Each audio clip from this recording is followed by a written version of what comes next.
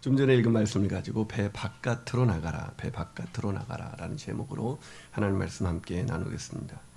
찰스 리빙스턴 앨런이라는 분이 쓴 책 중에 변화라는 책이 있습니다. 그 변화라는 책을 보면 거기에 이런 내용의 글이 있습니다. 모든 사람에게는 믿음이 있다. 또한 모든 이에게는 두려움이 있다. 삶에서 그 차이는 당신이 믿음으로 시작하는가 두려움으로 시작하는가에서 나타난다. 어떤 사람들은 일을 시작할 때부터 어려움부터 생각하고 어떤 사람들은 가능성부터 생각한다. 여러분은 어떠세요?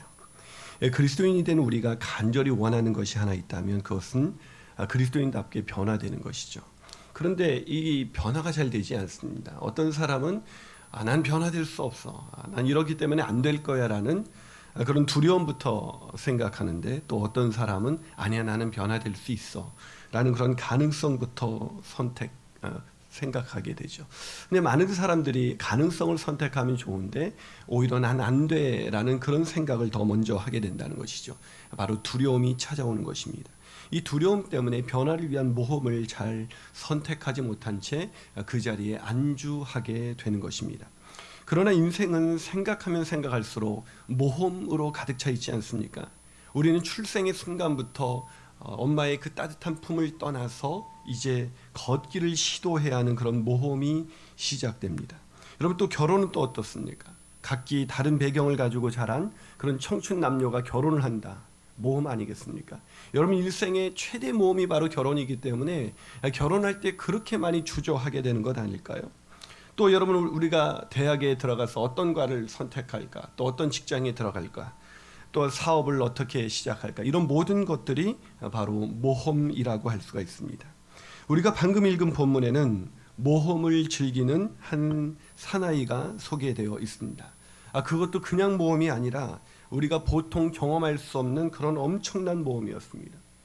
때는 밤 사경이었습니다. 이 유대인의 시각으로 밤 사경이라고 하면 새벽 3시부터 동터 오르기 직전에 가장 칠흑같이 어두운 시간에 바로 그 파도가 일렁이는 그 바다 위를 걷기 위해서 그 배 바깥으로 나온 것입니다. 여러분, 이 사람이 누구예요? 바로 베드로입니다. 하지만 안타깝게도 이런 베드로의 모험은 그냥 실패로 끝난 것처럼 보입니다. 본문 30절을 보면 베드로가 바람을 보고 무서워서 물속으로 빠져 들어갔다, 이렇게 기록하고 있습니다. 이런 베드로의 모습을 보고 우리가 어떤 생각을 하게 될까요? 역시 모험은 안 돼, 모험해봐야 위험해, 실패할 수밖에 없어, 이런 생각하게 되지 않을까요? 그러나 탁월한 설교자인 잔 오토버그는 베드로의 모험은 실패로 끝난 것이 아니었다라고 말합니다. 오히려 베드로가 배 바깥으로 나가는 모험을 시도했기 때문에 다른 사람이 경험할 수 없었던 그런 놀라운 인생을 살 수 있었다고 말씀해주고 있는 것입니다. 여러분, 생각해보니까 정말 그렇지 않습니까? 베드로가 모험을 했기 때문에 인류 역사상 무리를 처음으로 걸었던 사람, 그 사람의 이름이 바로 베드로였습니다. 베드로는 그런 모험을 통해서 다른 사람이 경험할 수 없는 놀라운 경험을 하게 된 것입니다. 하지만 오늘 본문은 베드로가 그 모험을 통해서 그런 놀라운 경험을 한 것은 단순히 무리를 걷는 것이 아니었다고 우리에게 이야기해 주고 있습니다. 우리에게 모험을 해야 되는 그 더 중요한 이유를 오늘 본문은 베드로를 통해서 우리에게 가르쳐 주고 있는 것입니다. 자, 그렇다면 우리가 왜 배 바깥으로 나가는 그런 모험을 선택해야 하는 것일까요? 첫 번째로, 모험은 믿음의 표현이기 때문입니다. 모험이 뭐라고요? 믿음의 표현이다. 이 폴 투르니에라는 사람이 모험으로 사는 인생이라는 그 책에서 성경에 나타난 하나님을 모험가로 소개하고 있습니다. 하나님은 모험을 즐기시고 기뻐하신다는 것입니다. 자, 이렇게 모험을 즐기시는 하나님, 그 하나님의 성품은 오늘 본문에서도 잘 나타나고 있지 않습니까? 자, 오늘 본문 28절 한번 같이 읽어볼까요? 자, 본문 28절입니다. 자, 있습니다. 시작. 베드로가 대답하여 이르되 주여, 만일 주님이시거든 나를 명하사 물 위로 오라 하소서. 자, 베드로가 지금 예수님께 무슨 요청을 하고 있어요? 나를 물 위로 걸어오게 해주십시오. 자, 이게 얼마나 황당한 요청입니까? 그렇다면 우리 같으면 무리로 걸어오라 하소서. 그럼 우리는 뭐라고 얘기해요? 여지껏 무리를 걸은 사람은 없어요. 그럼 우리는 뭐라고 말할까요? 야, 쓸데없는 소리 하지 말고 그냥 배 안에서 조용히 있어라. 뭐 이렇게 얘기하지 않겠습니까? 우리도 애들이 뭔가 모험을 하려고 하면 야, 쓸데없는 것 하지 마라. 이렇게 얘기하지 않습니까? 그런데 예수님이 어떻게 말씀하십니까? 본문 29절 보세요. 자, 예수님이 어떻게 말씀하셨을까요? 자, 본문 29절 같이 있습니다. 시작. 오라 하시니 베드로가 배에서 내려 물 위로 걸어서 예수께 가되. 뭐라고 말씀하셨어요? 오라. 오라고 말씀하신 거예요. 여러분, 왜 예수님께서 오라고 말씀하셨을까요? 그것은 하나님께서는 모험을 즐기시고 기뻐하시는 분이시기 때문입니다. 폴 투르니에가 말한 것처럼 하나님은 인간을 하나님의 형상대로 지으시는 모험을 하셨습니다. 하나님이 얼마나 모험가신가? 여러분, 인간을 지으실 때 하나님이 인간을 하나님의 형상과 모형대로 지으셨다. 이게 모험이에요. 그리고 그들에게 온 세상을 다스릴 수 있는 권세를 주셨습니다. 여러분, 그런 연약한 피조물에게 자신이 직접 다스려야 안전하지 않겠습니까? 그런데 그 세상을 창조하시고 인간을 하나님의 형상대로 지으시고 그 세상을 인간들이 다스리도록 맡기셨다. 모험입니다. 거기다가 선악과를 만드셨어요. 왜요? 인간에게 자유의지를 주어서 하나님을 스스로 선택해서 하나님께 영광을 돌릴 수 있도록 모험을 하신 거예요. 그뿐입니까? 하나님께서는 아브라함을 선택하셔서 그를 통해서 새로운 백성을 만드시는 모험을 감행하셨습니다. 이삭을 부르셨고 야곱을 부르셨습니다. 야곱이 어떤 사람입니까? 정말 날 때부터 형의 발 뒤꿈치를 붙잡은 자, 그 자를 통해서 하나님 나라를 이루겠다. 여러분, 사기꾼에게 뭘 맡길 수가 있겠어요? 게다가 그뿐입니까? 요셉, 아무것도 할 수 없는 요셉, 형들에 의해서 팔려갈 수밖에 없는 그 연약한 요셉을 선택하셨습니다. 뿐만 아닙니다. 모세를 선택하셔서 난 말주변이 없는 사람입니다. 그런 모세를 선택하셔서 출애굽이라는 위대한 모험을 선택하셨습니다.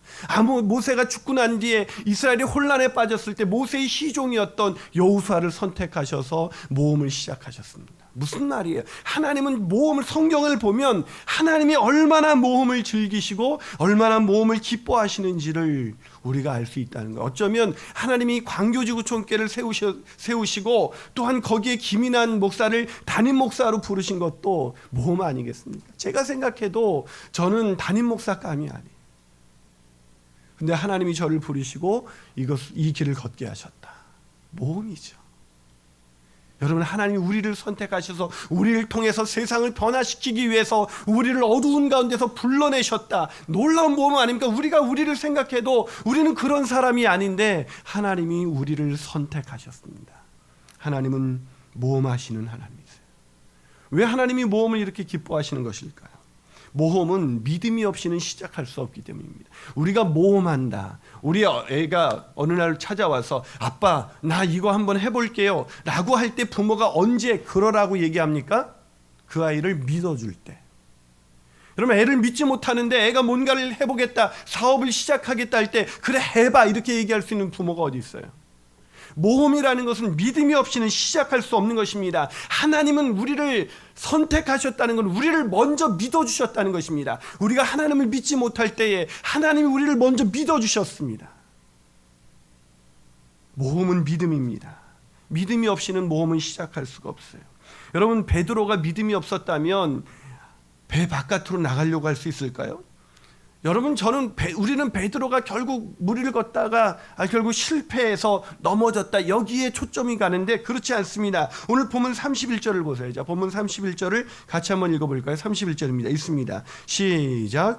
예수께서 즉시 손을 내밀어 그를 붙잡으시며 이르시되 믿음이 작은 자여 왜 의심하느냐. 믿음이 뭐라고요? 작은 자요. 베드로에게 뭐가 있었다는 거예요? 믿음이 있었다는 거예요. 여러분, 겨자씨만한 믿음만 있어도 산을 옮겨서 바다에 옮길 수 있다는 것을 여러분 믿으십니까? 하나님이 말씀하신 것입니다. 그런데 믿음이 작은 자, 이 작은 믿음으로 그런 모험을 했을 때 베드로는 인류 역사상 처음으로 무리를 걸을 수 있는 그런 놀라운 인생을, 그런 경험을 할 수가 있었던 것입니다. 사는 여러분, 이 베드로의 위대함이 어디 있습니까? 작은 믿음을 가지고 모험에 뛰어들었다는 거예요. 오늘날 왜 우리의 믿음이 자라지 않습니까? 오늘날 왜 우리의 믿음이 없습니까? 우리는 어쩌면 이 베드로가 갖고 있는 이 겨자씨만한 믿음도 우리에게 없는 거예요. 이 작은 믿음도 없는 거예요. 그래서 두려워합니다. 뭘 하려고 할 때마다 두렵습니다. 이것이 과연 될까라고 생각하지만 하나님은 모험하라고 말씀하십니다. 너가 믿음이 있다면 작은 믿음을 가지고도 얼마든지 무리를 걸을 수가 있는데 너희 안에 이 믿음이 있지 않느냐? 그러니 인생 모험을 향해서 멋지게 달려가라고 말씀하십니다. 사랑하는 여러분, 우리 인생에 다가오는 수많은 모험이 다가올 때 두려움이 있을 것입니다. 그럴 때 두려움을 선택하지 말고 믿음을 선택하셔서 모험하시는 저와 여러분이 되시기를 주님의 이름으로 축원합니다. 한 발 더 나가서 우리가 왜 바깥으로 나가는 모험을 선택해야 하는 것일까요? 이 모험은 믿음의 성숙을 가져오기 때문입니다. 모험이 뭘 가져온다고요? 믿음의 성숙을 가져와요. 오늘 31절 볼까요? 자, 그렇게 모험을 했을 때 베드로에게 어떤 일이 일어났습니까? 31절 같이 있습니다. 시작. 예수께서 즉시 손을 내밀어 그를 붙잡으시며 이르시되 믿음이 작은 자여 왜 의심하였느냐. 자, 아까는 믿음이 작은 자라는 데 제가 포커스를 맞췄지만 오늘 앞부분에 어떤 일이 일어났습니까? 즉시 예수께서 손을 내밀어 그를 붙잡으셨다. 무슨 말입니까? 일단 모험을 통해서 베드로는 무리를 걷는 그런 놀라운 경험을 했지만 그게 다가 아니었다는 거예요. 베드로는 더 중요한 사실을 알게 됐습니다. 그것은 무슨 말입니까? 자기가 물 아래서 무리를 걷다가 빠지게 된 것이 무엇 때문에 빠지게 됐다는 거예요? 의심했기 때문이라는 거예요. 자기가 내가 의심하는 순간 내 인생 무너지는구나. 이 실패를 통해서 베드로는 놀라운 교훈을 깨닫게 되는 것입니다. 나는 무리를 걸을 수 없는 존재가 아니라 의심을 벗어나야 되는구나. 인간은 언제나 무리를 걸을 수가 있습니다. 여기서 무리를 걷게 하시는 하나님이 이보다 더한 기적을 우리에게 행하실 수가 있습니다. 아멘이십니까? 중요한 건 무엇입니까? 우리가 믿음이 연약한 것입니다. 믿음이 아직 연약하고 작기 때문에 우리가 무리를 걷다가 넘어질 수 있는 것입니다. 이것을 통해서 우리가 배워야 되는 것은 모험하면 물속에 빠지는구나, 이것이 아니라 우리가 무리를 걸을 수 있는 존재인데 의심이 우리의 인생을 망가뜨리는구나. 의심이 우리의 인생을 망가뜨리는 것입니다. 여러분, 우리 인생을 망가뜨리는 건 모험이 아니라 의심인 것입니다. 그러기에 중요한 것은 우리의 마음속에 끝없이 의심이 떠오를 때마다 하나님, 나의 연약한 믿음을 도와주시옵소서. 내가 의심을 극복하고 하나님을 신뢰함으로 나아갈 수 있게 주님 도와주시옵소서. 이 의심을 극복하는 일입니다. 이 의심을 극복해서 믿음이 점점 성숙해 나가는 것입니다. 그것이 우리에게 놓여진 과제인 것이지, 우리가 모험할 때 실패할 때마다 역시 안 돼 라고 생각하는 것, 그것은 하나님이 주는 교훈이 아니에요. 근데 우리는 너무 결과에 집착합니다. 실패했으면 인생이 다 끝난 것처럼 생각합니다. 베드로의 실패를 보지 마시고 베드로가 그 실패를 통해서 얻게 된 교훈, 내가 이렇게 하면 의심을 버릴 때 내 믿음이 더 성숙해 갈 수 있구나. 사랑하는 여러분, 모험하는 사람만이 성숙할 수가 있는 것입니다. 여러분, 믿음의 성숙은요, 모험 없이는 불가능한 것입니다. 내가 어렵지만 교회에 헌신합니다. 내가 어렵지만 누구를 돕습니다. 나도 힘들지만 누군가를 위해서 나도 벅차오르는 거지만 그 일을 위해서 한 발 더 뛸 때 내가 할 수 있는 일에 안주하는 것이 아니라 하나님이 부르신 그 부르심 가운데 내가 더 나가고자 할 때 거기에서 믿음의 성숙은 시작되는 거예요. 여러분, 히브리서 11장에 보면 믿음장이라고 불리는 11장을 보세요. 그건 믿음장을 저는 이렇게 붙이고 싶습니다. 모험장이라고 말이죠. 그들은 모험을 했습니다. 믿음장이라고 부르는 그들의 삶의 실모습은 편안한 일상이 아니었습니다. 그들은 믿음 때문에 아브라함은 고향을 떠났습니다. 그들은 믿음 때문에 바로의 명령을 무서워하지 아니하고 모험을 했고, 믿음 때문에 공주의 아들이라 칭함을 거절했습니다. 믿음 때문에 온갖 핍박과 고난을 당하는 모험을 선택했던 것입니다. 그리고 그들은 믿음의 전당이라고 불리는 히브리서 11장에서 우리에게 이렇게 말합니다. 믿음은 모험을 통해서만 성숙될 수 있는 것입니다. 그렇습니다. 모험하지 않는 자는 실패도 없겠지만 믿음의 성숙도 없는 것입니다. 그러기에 실패를 두려워하지 않고 모험하는 자, 하나님의 부르심 앞에서 베드로처럼 배 바깥으로 나와서 자신을 덜지을 수 있는 자, 그런 자는 실패할지라도 결국 성숙하게 되고 그 성숙을 통해서 더 위대한 일을 행할 수 있게 되는 것입니다. 저는 저와 여러분이 모험을 두려워하지 아니하고 오히려 실패를 통해서 믿음이 성숙해 되는 그런 여러분이 되시기를 주님의 이름으로 축복합니다. 마지막으로 우리가 왜 배 바깥으로 나가는 그런 모험을 선택해야 하는 것일까요? 그 세 번째 이유는 모험은 하나님을 경험하게 만들기 때문입니다. 모험은 하나님을 경험하게 만듭니다. 오늘 본문을 보시면 밤사경에 예수께서 바다 위로 걸으셔서 제자들 가운데로 오셨다고 기록하고 있습니다. 왜 예수께서 바다 위로 걸어오신 것일까요? 그냥 심심해서 예수님이 바다 위로 걸어오신 것일까요? 아니요. 오늘 본문 보면 예수께서 재촉해서 이렇게 건너가게 하셨습니다. 배 타고 건너가게 하신 분이 누구예요? 바로 예수님이에요. 예수님이 건너가게 하시고 그리고 거기를 지나가시는 거예요. 왜 이걸 지나가셨을까? 이것을 우리가 좀 더 잘 이해하기 위해서 오늘 본문과 병행 구절인 마가복음 6장 48절을 읽어볼 필요가 있습니다. 자, 마가복음 6장 48절 우리 한번 같이 읽어볼까? 있습니다. 시작. 바람이 거스름으로 제자들이 힘겹게 노젓는 것을 보시고 밤 사경쯤에 바다 위로 걸어서 그들에게 오사 지나가려고 하시며, 어떻게 하셨다고요? 지나가려고 하셨다. 그래서 그러니까 제자들은 지금 풍랑이 일어나가지고 막 정신이 없는데 막 힘겹게 노를 젓고 있는데 예수님이 지나가셨다. 그냥 그래 안녕 하고 이렇게 지나간 게 아니에요. 그래서 지나가셨다는 이 단어는 NIV 그 영어 성경을 보면 pass by라는 그런 영어 단어를 사용하고 있는데 우리말 영어 성경에 보면 그니 단순히 지나가셨다 이런 뜻이지만 이 pass by라는 이 뜻이 원어를 살펴보니까 파레르코마이라는 단어예요. 파레르코마이. 이 단어는 그냥 어떤 의미냐면 그들이 지나갈 것을 원하고 계셨다라는 뜻입니다. 무슨 얘기냐면 지나가시면서 제자들이 어떻게 하나 의도를 가지고 그렇게 지나가셨다는 거예요. 제자들을 테스트하기 위해서 제자들이 어떻게 하나 보려고 그 옆을 지나가셨다는 것입니다. 자, 어떤 의도를 가지고 그렇게 지나가셨습니까? 바로 제자들이 이때 어떻게 행동하나, 그 안에 있는 믿음을 가지고 어떻게 행하나, 그거를 자세히 지켜보기 위해서 지나가신 거예요. 그리고 그 지나감을 통해서 예수님께서 제자들이 연약한 믿음을 이미 알고 계셨기 때문에 그들은 어쩌면 베드로가 물속에 빠질 수밖에 없다는 것도 아셨겠지만 예수님께서 이 제자들에게 궁극적으로 가르쳐주고 싶었던 한 의도가 있다는 것입니다. 그 의도가 무엇입니까? 그 의도는 예수님께서 바로 성자 하나님이시라는 것, 하나님의 아들이라는 것을 그들에게 가르쳐주기 위해서 의도를 가지고 지나가신 것입니다. 그걸 어떻게 알 수 있냐고요? 마태복음 14장 27절을 다시 한번 읽어볼까요? 마태복음 14장 27절입니다. 자, 한번 읽습니다. 시작. 예수께서 즉시 이르시되 안심하라. 나니 두려워하지 말라. 자, 여기서 나다. 두려워하지 마. 인생의 모험을 만나서 풍랑을 만나서 믿음을 가지고 모험을 했는데 너희들 너무 두려워하고 있니? 걱정하지 마. 두려워하지 마. 나야. 이 나야라는 이 단어가 어떤 뜻이냐면 이 원어로 에고 에임이라는 단어입니다. 이 에고 에임이라는 단어는 I am who I am 이런 영어 단어로 번역할 수가 있는데 이 스스로 있는 자, 나는 나다라는 그런 뜻입니다.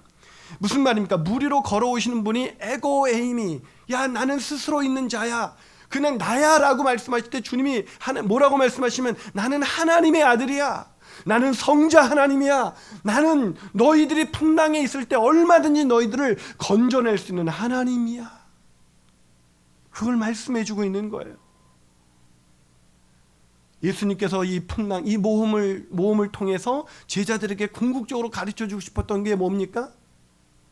그 제자들이 따라가고 있는 그 리더, 제자들이 따라가고 있는 그 스승, 그 랍비가 그냥 단순히 인간의 어떤 뛰어난 인물이 아니라 전능하신 하나님의 아들이라는 거예요. 창조주 하나님이라는 거예요. 그렇기 때문에 무슨 일이든 너희가 아무리 곤경이 심하고 너희들이 풍랑이 심해서 도저히 일어날 수 없다고 생각하는 그 순간에도 너희들을 건져내실 수 있는 창조주 하나님이라는 거예요. 아멘이십니까?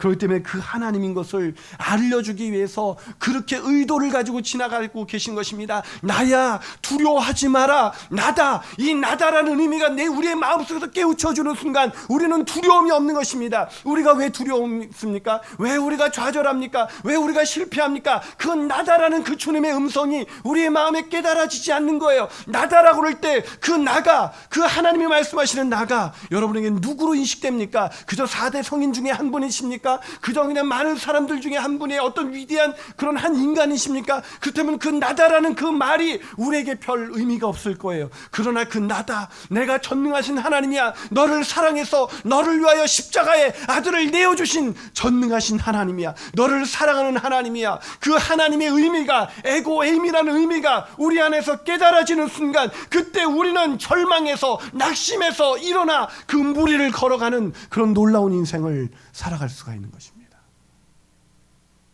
에고에임이 나야. 왜 우리가 오늘도 살면서 모험을 두려워하고 있습니까? 왜 오늘 우리가 살아가면서 왜 우리가 여전히 연약해 있습니까? 왜 내 미래가 두렵고 내가 어떻게 될지가 두렵고 그렇게 낭망하고 있습니까? 나다. 이 음성을 들은 지가 오래됐기 때문이에요. 여러분, 이 음성을 누가 들었습니까? 모험하는 사람. 믿음이 작지만, 연약한 믿음을 갖고 있지만 그 하나님이 전능하시기에 믿음으로 모험을 하는 사람. 그런 사람에게 들려주신 음성, 그 음성을 듣는 순간, 난이 두려워하지 말라 하는 음성을 듣는 순간 주님께서 베드로의 손을 잡아주셨습니다.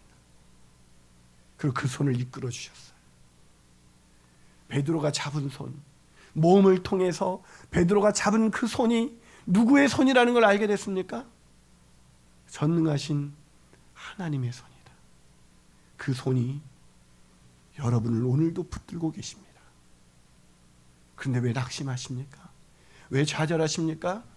왜 넘어진 채로 일어나지 못하고 계십니까? 그 손을 꼭 붙잡고 일어나셔야 합니다. 설교를 마치면서 오늘 찬양 하나를 소개하려고 합니다. 1990년대 미국에서 재즈 피아노를 하다가 미국 시카고의 필그림 침례교회 찬양 인도자가 되신 분 중에 타미 도르시라는 분이 있습니다. 이분이 어느 날 자신의 아내가 임신 9개월을 이제 출산을 곧 앞둔 상황이죠. 그 상황에서 이 센트리우스라는 곳에서 집회를 인도하고 있었는데, 이 집회를 한참 인도하고 있는데 중간에 쪽지가 날라왔어요. 그 쪽지는 자신의 아내가 위독하다는 거예요. 임신 9개월, 이제 출산을 앞둔 아내가 위독하다는 거예요. 그래서 집회를 어떻게 했는지도 모르고 그냥 정신없이 마무리 짓고 서둘러 마친 다음에 집을 향해서 돌아갑니다. 하지만 집에 도착했을 때 이미 그 사랑하는 아내는 죽음이 되어 있었고 그 뱃속에 있는 아기 역시 이 세상을 떠난 상황이었습니다. 얼마나 낙심이 됐을까요? 그는 울부짖습니다. 하나님, 어떻게 이럴 수가 있어요? 하나님의 일을 하는 그 순간, 하나님을 찬양하는 그 순간에 사랑하는 아내가 죽음이 된 채, 자기의 사랑하는 세상을 한 번도 바라보지 못한 그 아기와 함께 이 세상을 떠난 것입니다. 결국 그는 신앙을 포기했고 교회도 포기하고 정신과 치료를 받아야 했습니다. 이런 그를 위해서 그 곁에서 늘 중보하던, 기도하던 친구가 있었는데, 그 교사인 친구가 어느 날 그 완전히 낭망에 빠져서 그냥 정신 그 질환을 앓고 있는 그 친구를 데리고 자신의 학교로 갔습니다. 근데 그때는 겨울이었는데 그 학교에 왔는데 그날 놀랍게도 눈이 그 교정에 얼마나 많이 쏟아졌는지 눈이 펑펑 내리고 있었어요. 눈이 펑펑 내리고 눈이 그쳤는데, 눈이 그친 그 교정을 바라보고 있는데 갑자기 놀랍게도 그 눈 속에서 갑자기 이 정신질환을 앓고 있는 사람에게 글자가 보이더래요. 그 글자는 이런 글씨였습니다. Take my hand, precious Lord. Take my hand, precious Lord. 주님이여, 이 손을 꼭 잡고 가소서. 주님이여, 이 손을 꼭 잡고 가소서. 그 글씨를 딱 보는 순간 갑자기 그는 벌떡 일어나서 초등학교 교실 앞에 있는 풍금 앞으로 갑니다. 그리고 이런 노래를 부릅니다. 주님이여, 이 손을 꼭 잡고 가소서. 약하고 피곤한 이 몸을 폭풍의 흑암 속 헤치사 빛으로 손잡고 날 인도하소서. 인생이 힘들고 고난이 겹칠 때 주님이여 날 도와주소서. 외치는 이 소리 귀 기울이사 손잡고 날 인도하소서. 사랑하는 여러분, 인생을 살다가 넘어져 마치 물에 빠지는 것 같은, 그래서 너무나 두려워서 어찌할 수 없는 그런 상황 가운데 있으십니까? 주님께서 우리의 손을 붙잡고 계십니다. 주님이 말씀하십니다. 나다, 나야, 너의 하나님이야. 나니 두려워하지 말라. 이 음성을 듣고 다시 벌떡 일어나 믿음으로 모험을 하는 아름다운 인생이 되시기를 주님의 이름으로 축복합니다. 기도하시겠습니다.